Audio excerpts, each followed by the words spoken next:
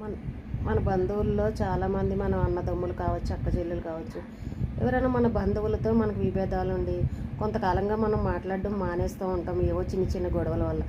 అలా మానేసినా కూడా వాళ్ళు ఏం చేస్తారంటే మనల్ని రెచ్చగొట్టే విధంగా మూడో వ్యక్తి దగ్గర, వేరే వాళ్ళ దగ్గర మన గురించి మాట్లాడడము, మనల్ని ఇలాగా అలాగా అని జరిగిపోయిన విషయాల గురించి మాట్లాడడము, వాళ్ళు వచ్చి మనకు చెప్తారు, మనం మళ్ళీ రెస్పాండ్ అయ్యి వాళ్ళ మీద తిరగబడతామన్న ఆలోచనతోటి మూడో వ్యక్తుల దగ్గర అంటూ ఉంటారు. వాళ్ళు వచ్చి మనకు చెప్తుంటారు.